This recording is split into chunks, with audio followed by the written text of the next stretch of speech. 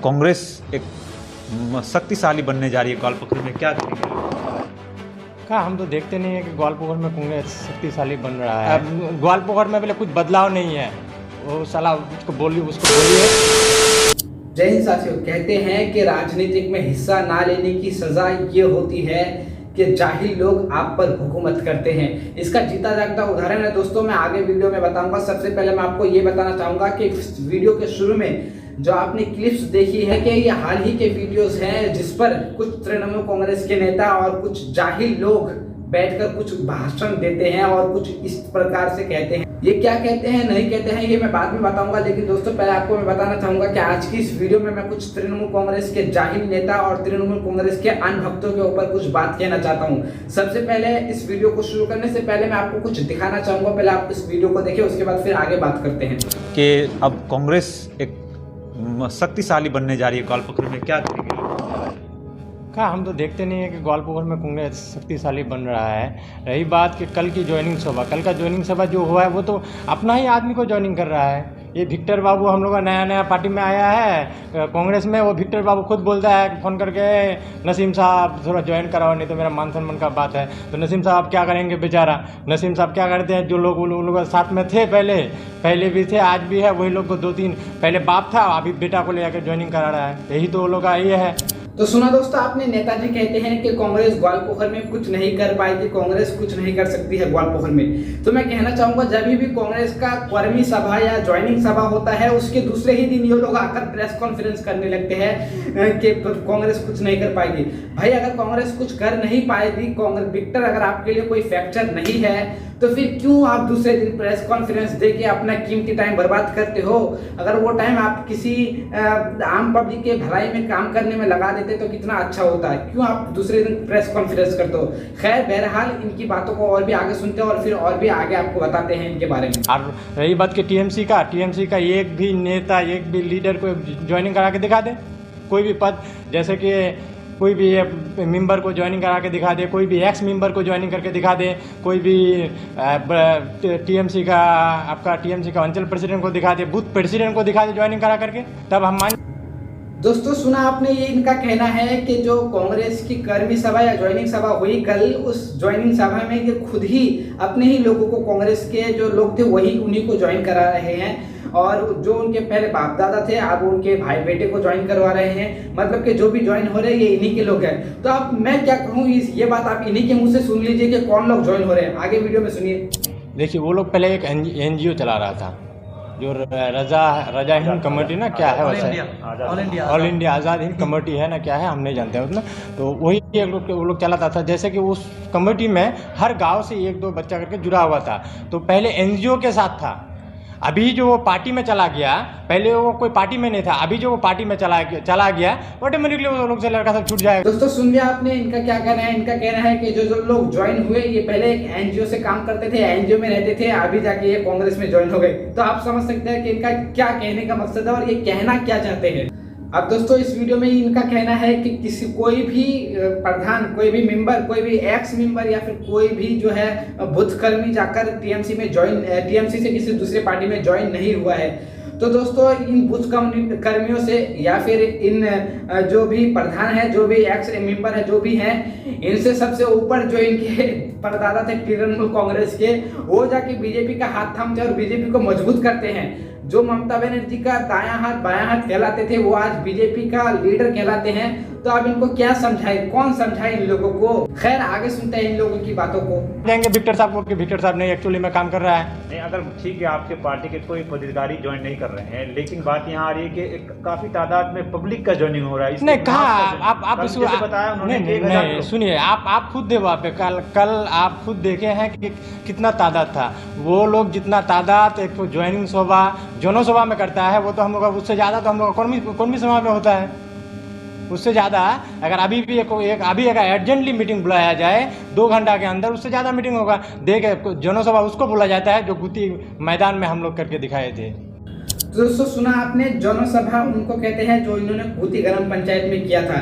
अभी अगर ये अर्जेंटली एक मीटिंग बुलाए तो यहाँ पर इतने सारे लोग आ जाते हैं जितने कि उनके जनसभा में लोग नहीं आते हैं, प्रधान का कहना है। तो भाई आए क्यों ना, अगर आप इतने सारे रुपए खर्च करें, इतना सारा पैसा दे, एडवर्टाइजमेंट करवाएं, तो फिर क्यों लोग ना इनके तरफ रुजू हो। देखिए पहले अगर इस तरीके की हालत होगी तो क्यों नहीं लोग इधर ज्वाइन होंगे। हम उसकी बात भी कल बोल रहे थे कि जहाँ पे लाखों का रुपया खर्चा करके लोगों को जमा किया गया। ये टीएमसी पार्टी है, बहुत गरीब पार्टी है, इसमें रुपया की कोई बात नहीं आती है। देखो कितना शर्मा के बोल रहे हैं, टीएमसी पार्टी है, गरीबों की पार्टी है।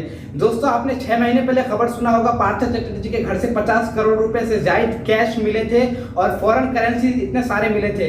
तो आप सोच सकते हैं कि 50 करोड़ से ज्यादा कैश ईडी की जब छापेमारी चली थी, इतने सारे पैसे टीएमसी के नेता के घर में मिली थी, तो आप सोच सकते हैं कि कितनी गरीबी होगी। और ये छोड़िए, पार्टी से निकाल दिया गया है, दूसरे नेता के बारे में बोल। चलिए कोई बात नहीं, पार्थ चटर्जी हालांकि अभी पार्टी से निकाल दिए गए हैं, लेकिन अगर मैं ग्वालपोखर की बात करूं तो ग्वालपोखर की मिनिस्टर की सैलरी 1,13,000 रुपए है। अगर ये गरीबी वाली पार्टी है तो या खुदा मेरे जितने भी नाजरीन है, दर्शक हैं, और मुझे इनका आधा हिस्सा दे दे, 56,500 करके बस हमको सैलरी मिल जाए। मैं दुआ करता हूँ आप लोग आमीन कीजिएगा। अगर ये गरीबों वाली पार्टी है तो सोच सकते हैं आप कितनी गरीबी है इस पार्टी में। और रही बात वो विक्टर बाबू जो आके यहाँ पे बोलते हैं ना कि गुलाम रब्बानी क्या किया, तो हम उसको बोलना चाहते हैं, अरे भाई तुम भी तो 25 साल में इसमें थे, हुकूमत में थे, तो तुम क्या कर लिए? तुम चकोलिया वालों को क्या कर दिए? चकोलिया में तुम क्या कॉलेज बना दिए हो? चकोलिया में सुपर सिविल हॉस्पिटल बना दिए हो? चकोलिया में एम्स बना दिए हो? अभी आके तुम यहाँ पे आके बोलती हो कि गुलाम रब्बानी क्या किया। अरे विक्टर साहब, गुलाम रब्बानी का 10 साल हुआ और तुम्हारा लेकिन 25 साल से ज़्यादा। दोस्तों अली इमरान रम्स उर्फ विक्टर, जिनके बारे में मैं आपको पहले भी बता चुका हूं, लेकिन मैं इस वीडियो में फिर से बताना चाहता हूं, मैं इनका कोई ना सपोर्ट कर रहा हूं और ना ही कांग्रेस पार्टी को सपोर्ट कर रहा हूं। मैं तो बस जो मौजूदा सत्ता में बैठी सरकार के नेता हैं और जो सरकार है उनको क्रिटिसाइज कर रहा हूं, बस मेरा काम इतना है। तो मैं ना ही इनसे मुझे कोई ताल्लुक है, ना ही इस पार्टी से मुझे ताल्लुक है। मैं सिर्फ जो मौजूदा सरकार में बैठी सत्ता के नेता हैं उनको क्रिटिसाइज कर रहा हूं, उनके करप्शन के ऊपर मैं आवाज उठा रहा हूं, उनके करप्शन के खिलाफ मैं आवाज उठा रहा हूं। तो दोस्तों मैं कहना चाहूंगा कि अली इमरान रम्स किस तरीके से नेता हैं, किस तरीके के नेता हैं, ये मुझे बताने की जरूरत नहीं है। ये आप इन्हीं से सुन लीजिए कि इन्होंने 35 साल या 40 साल जब भी हुकूमत किया, किस तरीके का हुकूमत किया है। का 10 साल हुआ और तुम्हारा लेकिन 25 साल से ज़्यादा तुम्हारा खानदान का आदमी राजनीति में सफल रहा, राजनीति अच्छा किया और पब्लिक उन लोगों को चुन के भी भेजा। तो दोस्तों इस वीडियो में आपने सुन लिया कि उन्होंने किस तरीके से कितनी बेहतरीन राजनीति की है, इनका कहना है। फिर भी मैं बताना चाहूंगा दोस्तों, आप आगे थोड़ा सा और सुनिए। अरे तुम जब हुकूमत में थी तब तुमको एक मिनट थोड़ा सा पीछे कीजिए। हुकूमत में थी तब तुमको ऐसा नहीं लग रहा कि मतलब किसी की जान पहचान वाली आवाज हो यहाँ पर, ऐसा लगता होगा शायद। तो मैं इनसे कहना चाहूंगा, प्रधान साहब पहले आप जो भी उर्दू बोल रहे हैं या हिंदी बोल रहे हैं, पहले आप अपनी लैंग्वेजेस को, अपने जो भाषा है उसको दुरुस्त कीजिए, उसके बाद आप किसी प्रेस कॉन्फ्रेंस में आकर इस तरीके से भाषण दीजिएगा और फिर इसके बाद जो है आप अपनी प्रतिक्रिया, जो आपकी मनोभावनाएं हैं, जो आप उगल रही हैं, उसको उगलिएगा। आगे सुनते हैं। हुकूमत में थी तब तुम कुछ कर नहीं पाए और अभी आके तुम अभी तुम हुकूमत में नहीं हो तो अभी क्या करोगे? अभी करेगा क्या? आप बोलता है कि लोधन में ग्वालपोखर में पहले कुछ बदलाव नहीं है। वो साला उसको बोलिए कि मेरा नहीं दिमाग से सनक जा रहा है ये बात सुन के, क्योंकि उसको बोलिए जाके कि वो पहले अपना जो आँख में जो पट्टी बना हुआ है ना उसको उतार के फिर ग्वालपोखर में आने बोलिएगा। ग्वालपोखर में अगर वो दोस्तों आप इस बात से तो अंदाजा लगा ही सकते हैं कि इनके अंदर इल्म कितना होगा। जिस तरीके से ये बात कर रहे हैं, अपने से सीनियर लीडर से बात कर रहे हैं। इनका कहना है कि 25 साल में विक्टर कुछ नहीं किए और गुलाम रब्बानी को 10 साल हुए। अरे भाई वो तुम्हारे पार्टी तृणमूल कांग्रेस में आए हुए 10 साल हुए, लेकिन वो बहुत पहले से राजनीतिक संभाले हुए हैं, बहुत पहले से उस गद्दी में बैठे हुए हैं जिस गद्दी में अभी वो हैं। बहुत पहले से वो ग्वालपोखर के विधायक रह रहे हैं, जिस गद्दी में अभी जिस विधायक का पोस्ट अभी उनको मौजूद मिला हुआ है, वो 10 साल पहले नहीं, वो 10 साल से और भी पहले का मिला हुआ है। भाई पहले आप अपने आंखों की पट्टी उतारिए, उसके बाद देखिएगा, दूसरे पर बात कीजिएगा।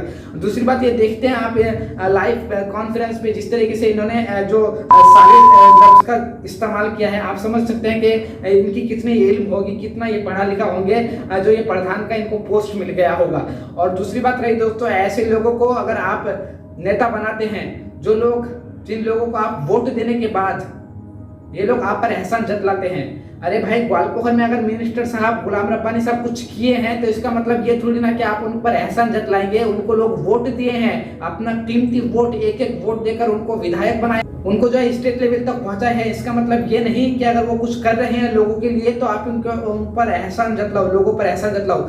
तो लोगों को समझना होगा कि अगर आप इस तरीके के लोगों को चुनेंगे, इस तरीके के जाहिल नहीं कह सकते, जाहिल वो लोग होते हैं जिनको कुछ बनाना नहीं आता, जो इनको कुछ कहना नहीं आता, कुछ करना नहीं आता, लेकिन ये लोग तो आपको चूतिया बना देते हैं। तो इनको जाहिल क्यों कहें, इनको अनपढ़ कह सकते हैं आप। अनपढ़ का मतलब होता है कम पढ़े लिखे, जो लोग पढ़े लिखे नहीं होते। जाहिल वो लोग होते हैं जिनको कुछ मालूम ही नहीं होता है, तो इनको तो बहुत कुछ मालूम है इस चीज के बारे में। तो चलिए आगे बढ़ते हैं और कहते हैं कि जो ये एहसान जतला रहे हैं तो इनके मुंह पर पता नहीं ये जो पत्रकार हैं किस प्रकार के पत्रकार हैं, शायद के कठपुतले की तरह काम करती है जो दोबारा सवाल नहीं पूछी। अगर मैं इनके जगह पर होता तो जरूर ये सवाल पूछता कि आप जो अगर ये काम कर रहे हैं तो ये क्या आम पब्लिक पर एहसान कर रहे हैं? हम लोग आपको वोट दिए हैं, इसका मतलब ये थोड़ी ना कि आप हम पर एहसान करें कुछ काम करके। वोट दिए हैं तो आप हमको काम करके नहीं देंगे तो फिर क्या फायदा होगा। चलिए फिर भी आगे बढ़ते हैं, देखते हैं आगे इस वीडियो को। उन लोगों का कहना है कि आप लोग जो ये इंफ्रास्ट्रक्चर का जो काम कर रहे हैं, बड़ी बड़ी बिल्डिंगें बना रहे हैं, वो इसलिए बना रहे हैं कि ताकि तृणमूल कांग्रेस के नेताओं के पास कट नहीं हो। ये देखिए, ये तो बोलने वाली बात है। जहाँ पे काम करे तो भी कटमनी, नहीं करे तो भी बदनामी। तो वो लोग, अगर वो लोग बोलता है कि कटमनी खाते हैं तो प्रूफ दिखाए ना, प्रूफ दिखाने बोलिए। वो लोग प्रूफ दिखाए, मीडिया में बोलने से तो नहीं होगा। तो दोस्तों सुना आपने, इनका कहना है कि अगर कटमनी खाते हैं तो प्रूफ दिखाए। अरे भाई प्रधान साहब, मेरी इस वीडियो को देखिए, मैं दिखाता हूँ कटमनी किसे कहते हैं और जो कटमनी का सिस्टम है वो किस प्रकार से काम करता है। प्रधान साहब मेरी इस वीडियो को देखिए, इस वीडियो के देखने के बाद आप भी समझ जाएंगे शायद कि कटमनी का मतलब क्या होता है। प्रधान साहब को खुद नहीं पता कटमनी होता क्या है, तो प्रधान साहब क्या बताएंगे कटमनी के बारे में। कटमनी असल में तृणमूल कांग्रेस में आज के टाइम पर भी है, इस वीडियो को देखिए। इंडियन एक्सप्रेस के मुताबिक दोस्तों जो कटमनी की फीस है वो फिक्स की गई है। जैसे कि अगर आपको इंदिरा और प्रधान साहब कहते हैं कि सबूत दिखाए कटमनी सिस्टम का। तो दोस्त प्रधान साहब, द इंडियन एक्सप्रेस के मुताबिक कटमनी सिस्टम एक इस तरीके से काम करती है जिसकी वजह से तृणमूल कांग्रेस सरकार बना पाई है 2021 में। बहुत हद तक कटमनी सिस्टम भी रिस्पॉन्सिबल है तृणमूल कांग्रेस के विधानसभा इलेक्शन जीतने की 2021 में। सुनिए मेरी इस बात को। और रही बात कि लोधन हॉस्पिटल के बाद बार बार उठ रहा है।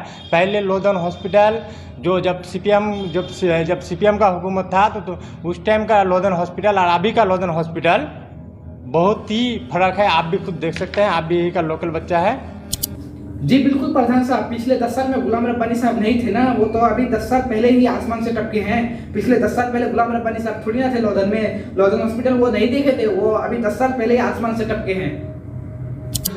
कल मीटिंग में कुछ आदमी लेके आए थे हम लोग का विक्टर बाबू चकुलिया से, हम देखे थे, हम भी थे लोधनी में। कल हम देखे थे कि जब वो आ रहे हैं तो उसका गाड़ी आगे पीछे 2-3 गाड़ी और पीछे 25-30 बाइक लेके वो चकुलिया से आए हैं।